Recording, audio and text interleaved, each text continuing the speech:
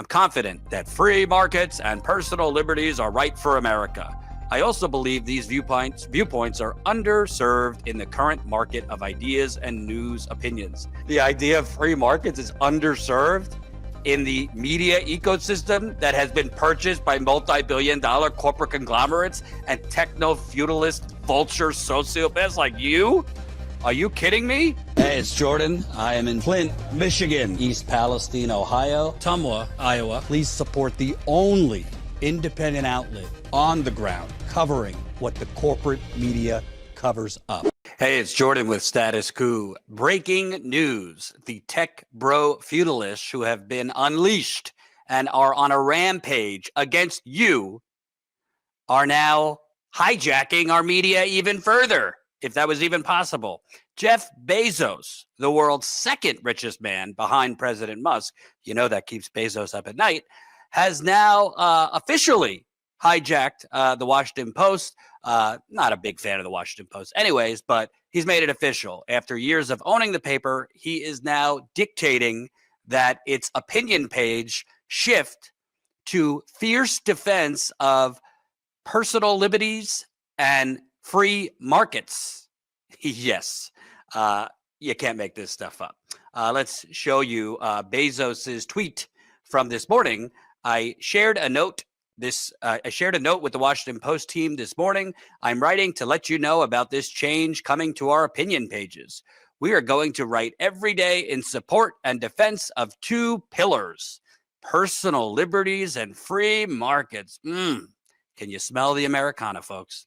We'll cover other topics too, of course, but viewpoints opposing those pillars will be left to be published by others. Wait a minute. I thought Republicans were all about, against censorship, against cancel culture.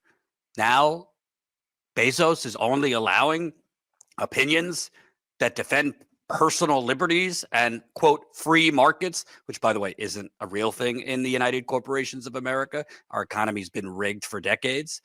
Let's continue. There was a time when a newspaper, especially one that was a local monopoly, might have seen it as a service to bring to the reader's doorsteps every morning a broad-based opinion section that sought to cover all views. Today, the internet does that job. I am of America and for America. Oh, God, nauseating. And proud to be so. You got a lot of help from the United States government, I'll tell you that. Our country did not get here by being typical. And a big part of America's success has been freedom in the economic realm and everywhere else. Freedom is ethical. It minimizes coercion and practical. It drives creativity, invention, and prosperity.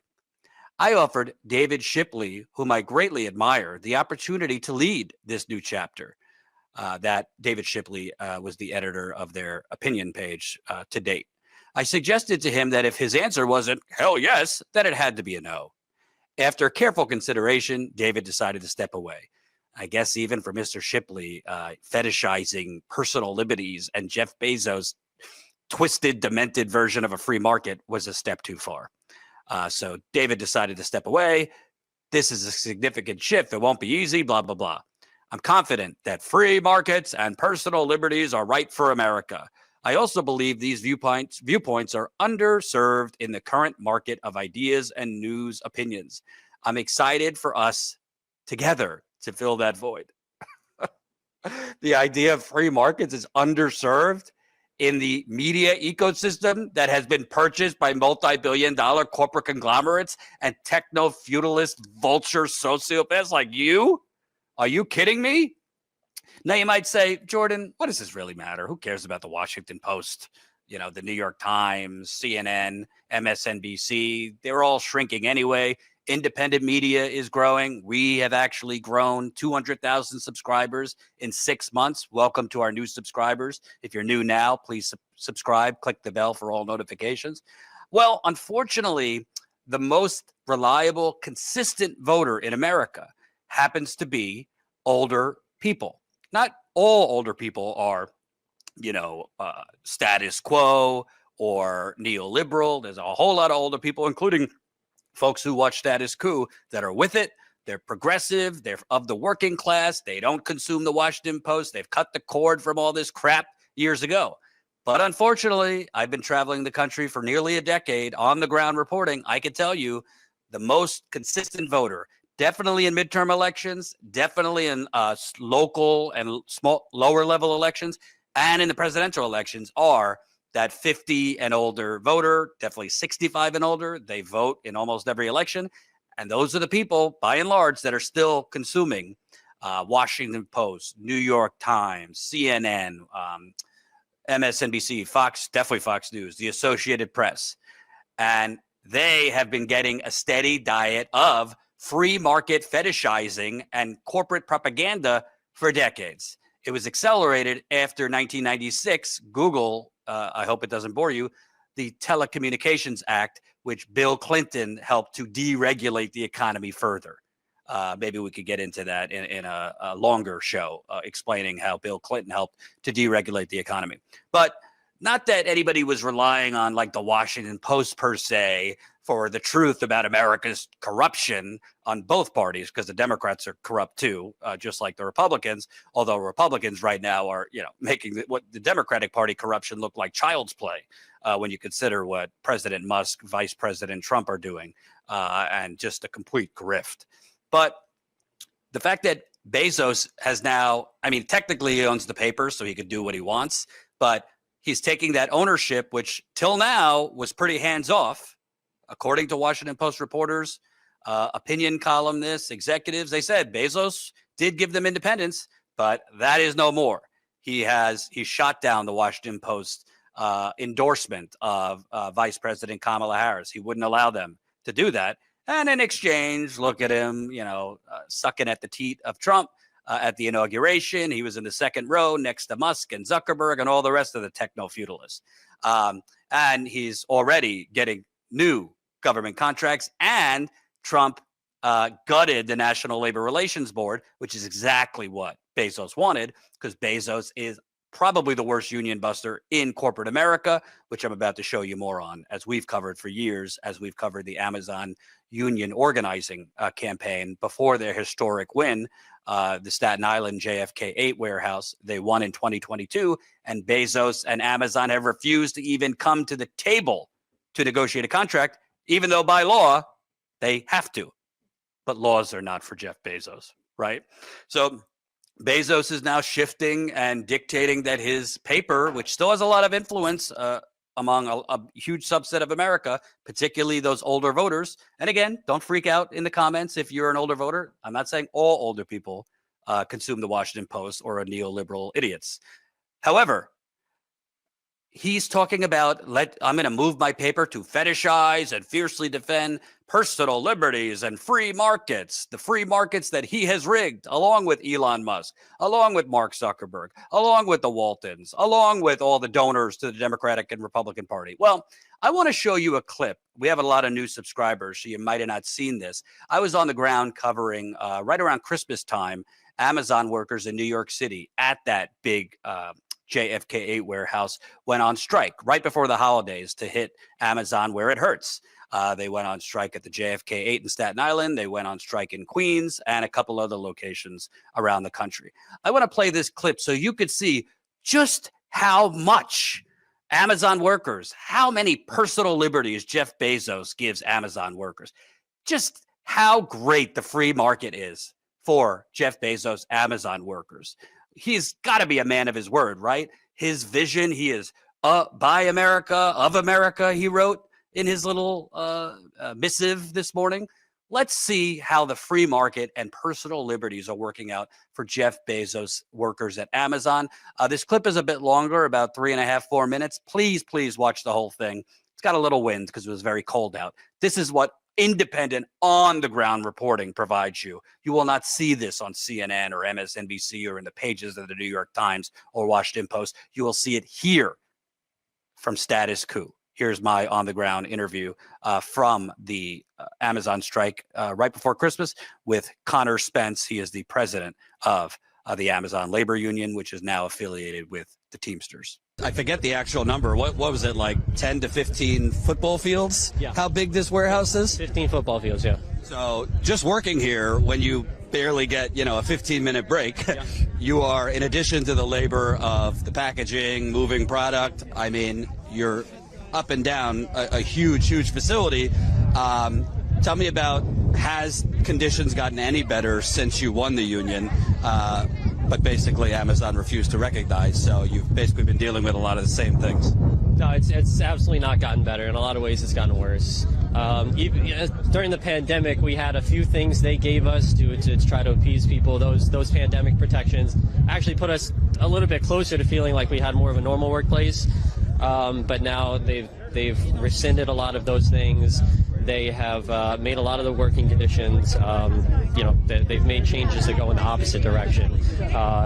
Injury rates are up. People are as agitated as ever about the awful working conditions. And that's why, despite the fact that this is a company with 150% turnover, since our union election, a lot of those people who voted are gone. But it's no problem at all. Talking with the people who have come in since then, they share the same agitation that the workers had 2 years ago. And a lot of those veterans are still there, and we haven't forgotten either. And for people that don't know, because, Amazon spends millions of dollars, rainbows and sunshine PR commercials.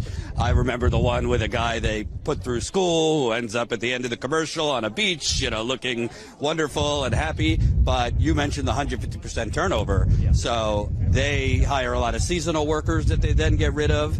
And there's a lot of people who quit because of the conditions. So they're just kind of going through workers almost like robots. Yeah, I think that's one of the starkest changes they've made since our election. And when I talk about things getting worse, I think that's one of the things I want to talk about is the fact that a lot of the employees every employee who's brought in now is brought in as a temporary employee.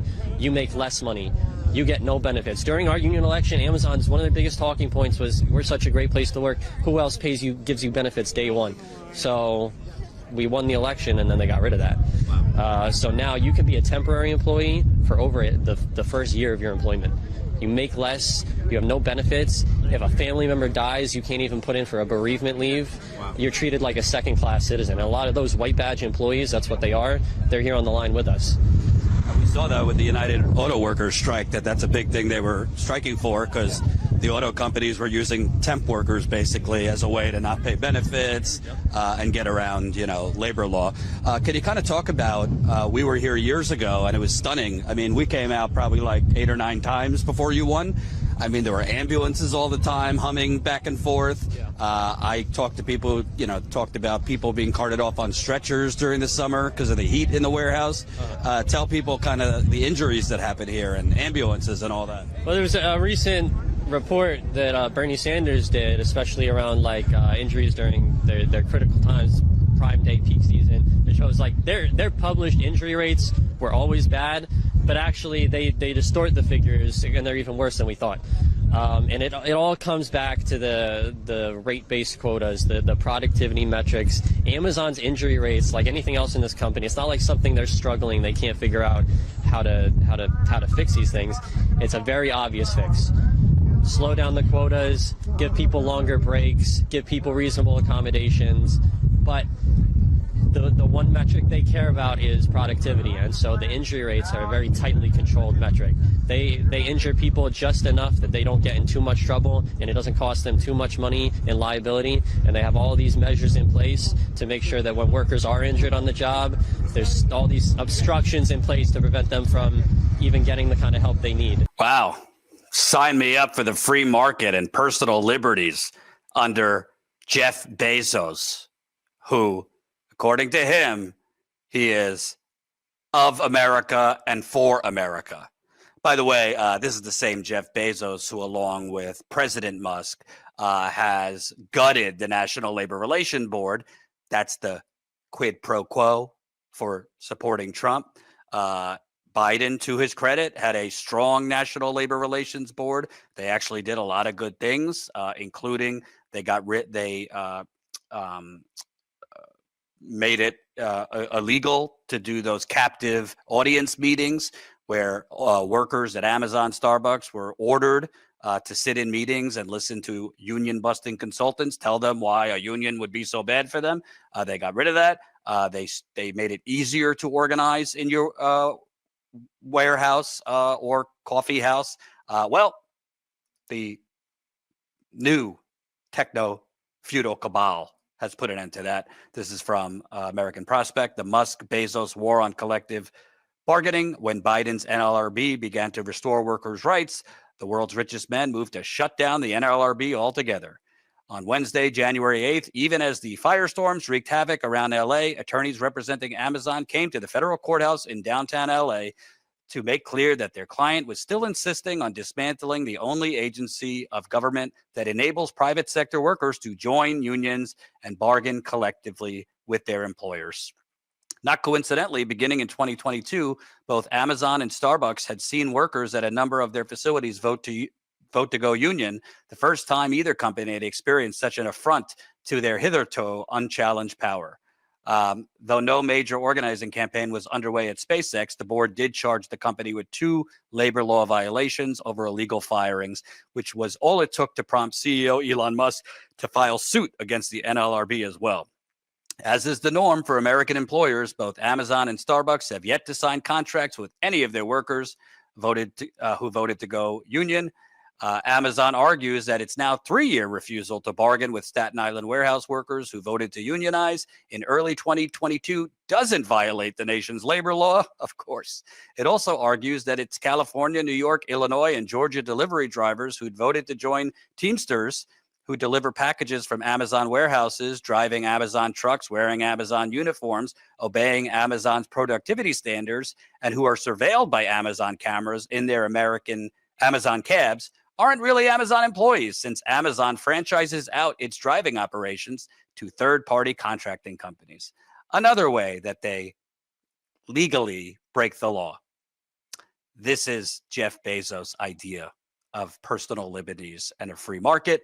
And now he's going to have the Washington Post do even more propaganda than it already did before to prop up this assault on workers. This is disgusting. And MAGA, I hope you're starting to see you are who you surround yourself with. And Trump is not only surrounding himself with these Neanderthals, he's elevating them.